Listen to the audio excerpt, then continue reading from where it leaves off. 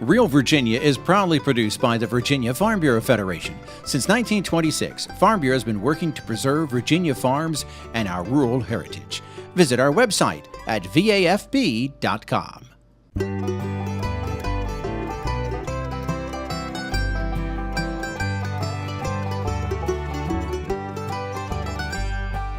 Home will always be Virginia, between the Blue Ridge and Chesapeake Bay, Atlantic to Appalachia, home in my heart always. Hello everyone and welcome to Real Virginia, a show about Virginia agriculture and the people who produce all of the wonderful products we enjoy, brought to you by the Virginia Farm Bureau. The two leading candidates for Virginia governor speak to the farming community. It's not difficult to raise lettuce in your home garden, even as the growing season ends. And one of the state's largest tourist destinations is also one of the largest farm communities. Welcome back, everyone. We're coming to you from the state capitol in Richmond, Virginia. Agriculture and forestry are vital components to the state's economy, but you're not going to hear much about that during this year's gubernatorial election. As Norm Hyde reports, a recent forum gave the opportunity to rural citizens to directly question candidates. Gubernatorial candidates Ed Gillespie and Ralph Northam pledged at the forum that they would support Virginia farmers and foresters in many ways. Held in August on the campus of Virginia Western Community College, this was the fifth such forum hosted by the Virginia Farm Bureau Young Farmers Committee as a way for candidates to reach representatives of the state's largest industries. We're very excited to hear from the candidates today. It gives us a chance to not only talk about the industry, but like you said, the rural possibilities and what they have in mind for the rural areas of Virginia in the future. So I think it's a great opportunity to bring people out, to hear their voice heard, and then also help build a relationship with the candidates that we could use in the future. A few days before the forum, a new study reported that agriculture and forestry account for $91 billion in economic impact in Virginia. Representatives from the Virginia Agribusiness Council, the Virginia Foresters Association, and Farm Bureau leaders posed questions about government regulations, trade, rural development, and the environment. Lieutenant Governor Northam, who appeared by teleconference, said he supports finding additional money to help farmers implement best management practices to better protect the environment. It has to be a priority, and there are a lot of things that we're looking at to put more funding into that program. Just this year, we're very proud. We have $132 million of surplus, so the economy in Virginia is doing well, and I think we could look at using some of that for BMP. Northam stressed his rural roots to the farm audience. He was born on Virginia's eastern shore, and before becoming lieutenant governor, he represented Southeast Virginia. He said it's unacceptable that so much of rural Virginia does not have quality access to high-speed internet or good cell phone coverage. Gillespie talked about his own humble roots as the son of owners of a small grocery store. He said he understands the need to promote Virginia farm products overseas and that he could better work with the current administration on trade deals. And I will be a relentless marketer of our Commonwealth all across our country and all across the globe. In particular, our products. Truly, since our very founding as a Commonwealth, our products have been much in demand internationally and across the country as well. And we do need to open new markets. Trade missions are very important to that. Gillespie promised to be balanced in his approach to environmental regulations, protecting both clean water and the needs of family farmers. Both candidates also gave their support to Virginia's current land use taxation program, which allows localities to set lower tax rates for farmland in order to keep agriculture profitable in fast-growing communities. While the candidates were never in the same room, they received many of the same questions from the audience. At a time when most political campaigns focus on vague slogans and short sound bites, farm leaders were pleased that these important rural policy issues were discussed. I think it was wonderful that they took time to speak here, and I think they got a lot of benefit from it too. The questions that we were asked are certainly the questions that were on the minds of farmers and young farmers particularly. Both candidates also visited the Virginia Farm Bureau Federation's Ag PAC representatives back in the summer to present their ideas to those farm leaders. In Roanoke, Virginia, I'm Norm Hyde. Rural voters have often been the swing vote in recent Virginia elections. Political scientists say the rural population also tends to be older and therefore more likely to show up on Election Day.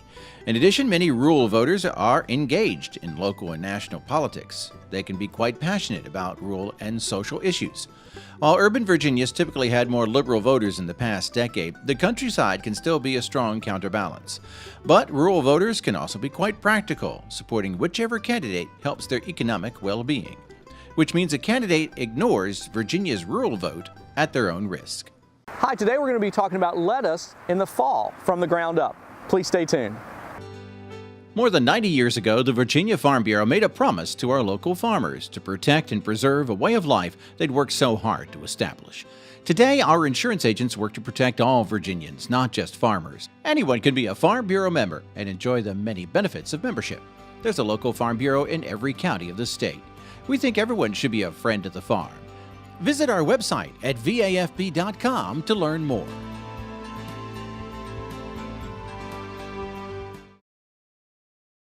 Fall is typically the time when most gardeners hang up their tools for the winter. But as Chris Mullins shows us, you can plant lettuce now to enjoy throughout the winter months from the ground up.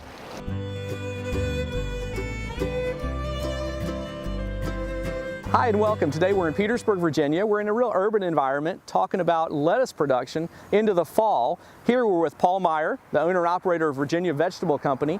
Paul, you grow a lot of lettuce. Yeah, I do grow a lot of lettuce. It's a little late maybe to start now. We're into mid-fall almost. When's the best time in most of Virginia to start lettuce? Fall is having your transplants ready, so like the end of August, and then going into like September, mid-September, up to the end of September. If you have something to keep your lettuce warm and extended through the colder season and like through the frost. I had lettuce in here in February in like little high tunnels. Okay. So basically, but like say March, and then say August, September. Okay, so August is a good time to get it started. Now, speaking of lettuce, what types of varieties are you looking for? Are you looking for anything particular? Because there's lots of different lettuce out there. Basically, I go for like strong, robust varieties, sometimes hybrids. I grow a lot of Salanova lettuce. I find it pretty strong. Okay. But I grow usually because conditions change, like wetter or drier. So I'm always constantly probably growing at least 10 to 15 varieties of lettuce. So if one variety doesn't work out, some other varieties grow. So because I do this commercially. Oh, good tip, good tip. Now I know you've got some transplants here in front of us, and you made those yourself. But you can also, people can buy transplants, can't they? And then you've put them in the ground, and I notice you're putting them in some sort of weed barrier here. That's right. I mainly use the weed barrier cloth because I'm in a high weed area where I get a lot of weeds. But I also, going into the fall, when the temperatures start to drop, it keeps my soil warmer because the black matting basically warms up the soil, and that helps the plants. Okay, so it's a mulch. Now, could people use something else besides this? Yeah, like I actually use a lot of cardboard on actually all my flowers and everything. I had a painter's paper sheet you can get at Home Depot that I just put around in matting and just wet down, and also cardboard, and then I just pop holes in it to plant. You could do lettuce, you could do anything. Okay, so it keeps the weeds out. That's right. That's the big thing. So you don't want to cultivate too close to lettuce, do you? That's right. Okay. Now, as you're growing into the fall with lettuce and it starts to get cold, how do you keep growing this all the way through the winter time? You said something about February you had lettuce. That's right. So like I was saying, they're like mini high tunnels. They're called low tunnels. And last year I actually used plastic low tunnels with like a 6 mil film, and then also just cloth over the low tunnels. And I found actually, even during the winter months when it snowed, just the cloth worked better than the plastic because it heated up the lettuce too much, basically. Okay. But also, say you can't get these low tunnels, or you don't want to spend the money on it on a really cold night. I've done this. Just take a light blanket and put it over your lettuce, and then when the sun comes up in the morning, just take off your blanket. Yeah, because some varieties even can handle some really cold weather. So that's pretty good. The last thing I noticed here is you've got some irrigation. So you irrigate in addition to rainfall. That's right. Does that seem to help the lettuce? Yes, definitely. Here in Petersburg, it is very dry most of the time. So I do a drip tape irrigation, and it's all automated basically on I don't have a well here, I have city water, but I just have a little timer with a garden meter, and it pretty much just turns right on at 9 p.m. and it waters for an hour, and then I'm pretty much done. And then I'm more looking for weeds. That's what my main job is. I got you. I understand. Well, this is great. I think lettuce can be a real viable crop for home gardeners in the fall. Definitely. You could definitely plant a couple different varieties and just, have fresh lettuce. Well, great. Thanks so much for taking your time and showing us what you're doing here. I really appreciate it. Hey, you're welcome.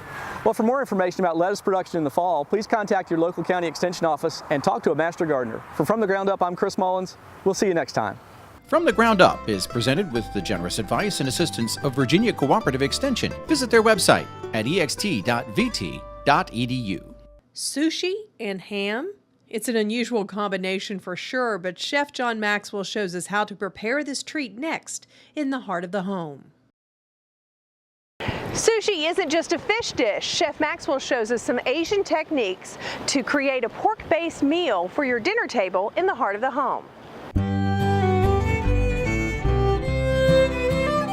Hi, we're here at Meadow Hall and Meadow Event Park in Doswell, Virginia, and we're getting ready to do something really interesting. We're going to be using ham and rice and fresh vegetables, all products that are made in Virginia or grown in Virginia. And I'm here with Starlet Hester, who's one of my students at Stratford University Culinary Arts School.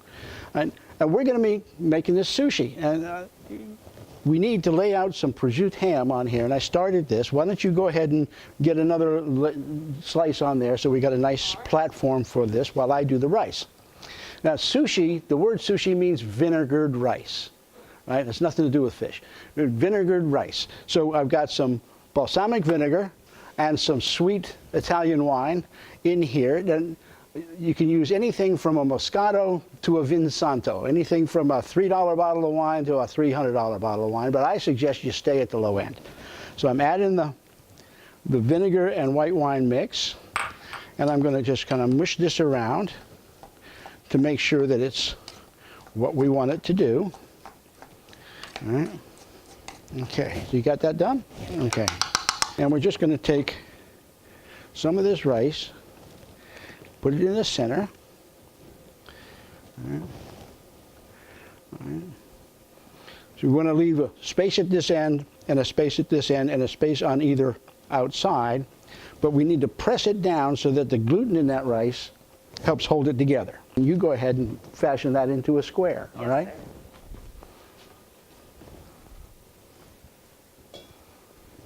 How's it going? Pretty good. All right. Okay.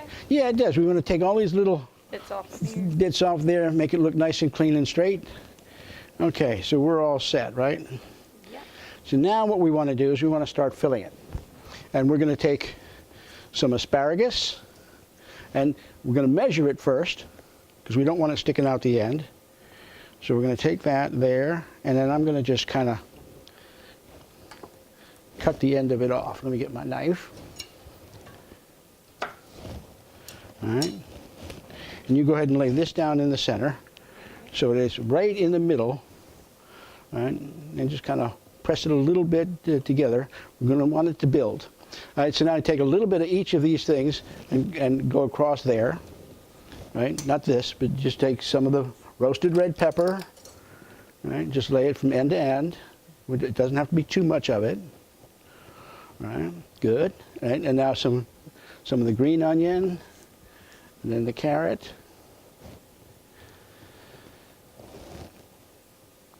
Very good. All right. Now I've got here some pesto. Now you can make the pesto or you can buy the pesto. We made this, right? But I'm just going to brush a little bit of the pesto on either side of this to give it that nice basil and Parmesan kind of character, because this is an Italian sushi. I think that does it. What do you think? So you notice I'm not using the mat. I'm going to come around, and the object is to let this edge of the rice come straight up to the other edge of the rice, and then push it in. And now we take the mat, and now is when we use the mat, right, to get this even all the way down.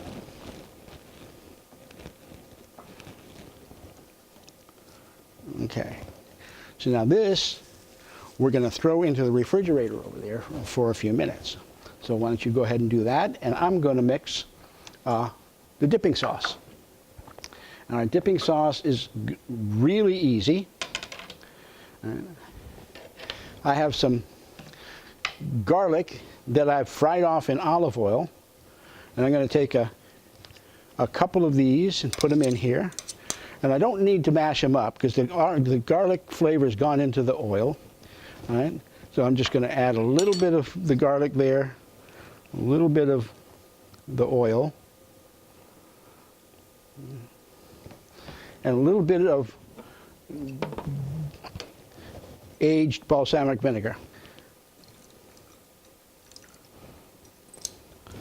All right. So now this gets mixed up. Now, if you want to chop and mash the garlic, you certainly can. This takes the place of what would be used in Asia as the soy sauce. All right. So we've got that. And why don't you go ahead and get the 2 rolls that are in there? Yes, sir. This is one we did some time ago, all right, and chilled for a little while.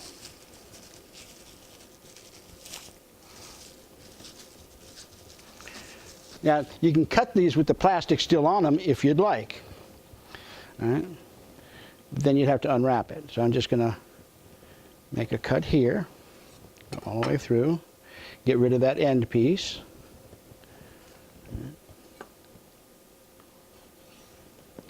Now I'm going to get another one. All right. And put it there.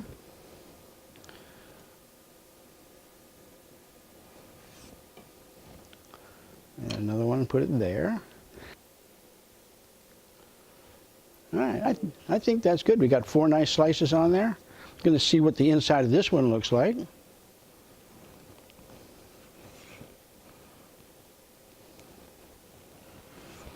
And this is the one that you rolled. All right. So there we go. Italian sushi roll with a balsamic vinegar dressing. Join us next week on Heart of the Home when we get to play with more great Virginia food. Recipes from the heart of the home can be found on the Virginia Farm Bureau website at vafb.com, as well as on Chef Maxwell's website at chefjohnmaxwell.com.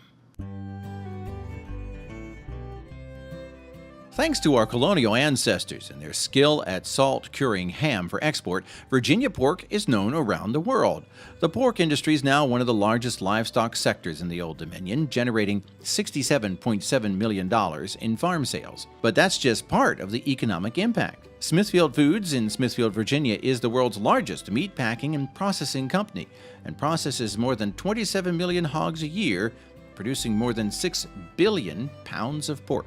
About half of those hogs are raised in Virginia and the rest in nearby North Carolina.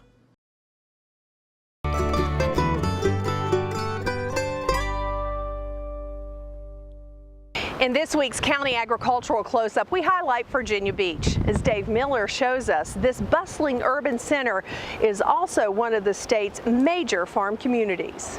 Famous for lush sandy beaches and its proximity to the nation's largest naval base, Virginia Beach is one of the state's largest localities. Native Americans inhabited the area for centuries before the Jamestown settlers first landed at Cape Henry in 1607 before sailing up the James River. In the 1890s, the beachfront became a major seaside resort, and in 1952, Virginia Beach became a separate town. In 1963, voters merged the rural Princess Anne County and the town of Virginia Beach into the city of Virginia Beach. The local soil type is known as sassafras and is considered some of the best crop-growing soil in the state. The silty loam is perfect for raising vegetables and other field crops. Today, Virginia Beach farmers earn $17.7 million each year from their crops and livestock sales. The crops that are mainly grown down here are corn, wheat, and soybeans as far as grains. There's a lot of produce farmers too. A lot of guys do truck farming, so there's a lot of vegetable stands and a lot of strawberry fields too. All the grain, the corn here, would go to the local grain elevators, and then a lot of it goes right on containers and out to sea. Virginia Beach has 187 farms, and the average size is more than 140 acres. Most of those farms are less than 50 acres, although some of the grain operations are still much larger. There are several chicken and turkey farms, along with a few hog and horse operations. Corn, soybeans, and wheat are the top field crops, and nursery operations are the second largest sector. But Virginia Beach is famous for its fresh produce. Produce in this area has a long history, and I guess it really goes back to almost when the colonists got here in 1607 and they found strawberries here. And of course in the early part of the 20th century, strawberries, cabbage, Irish potatoes, or white potatoes as most people know them, but Irish potatoes is what we call them, were heavily, produced in this area and did a lot of shipping north. And over times, the production changed to, relatively speaking, small direct market, you pick operations and roadside stands. Virginia Beach is unique for its so-called Green Line. That's a zoning decision that the City Council made in 1979 to set aside the southern half of the community, mostly for agriculture.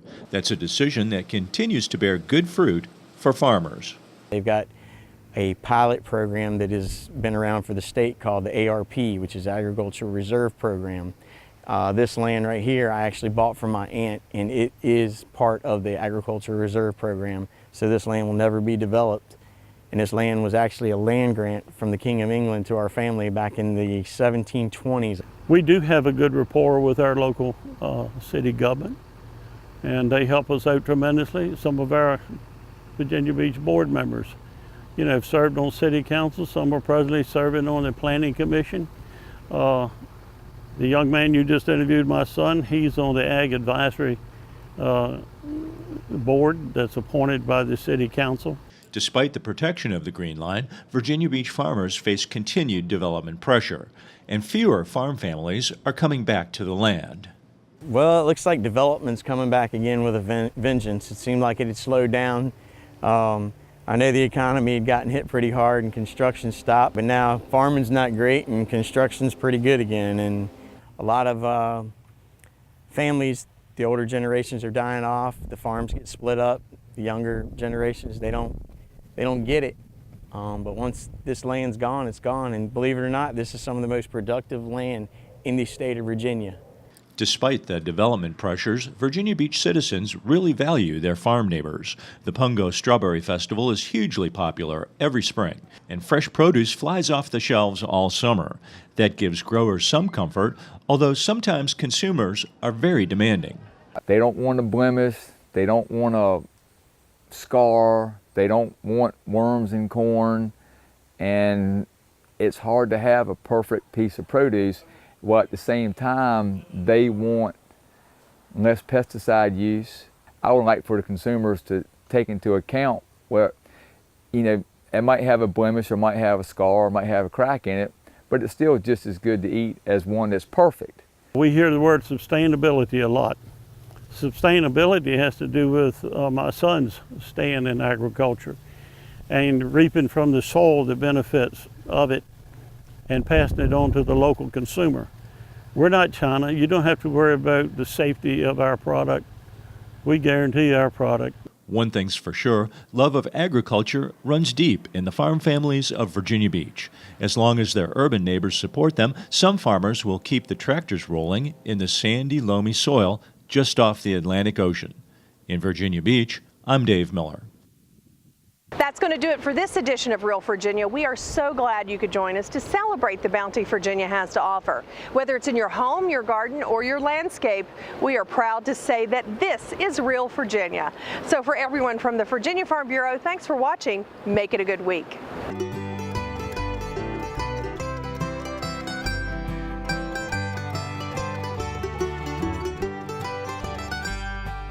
Home will always be Virginia, between the Blue Ridge and Chesapeake Bay.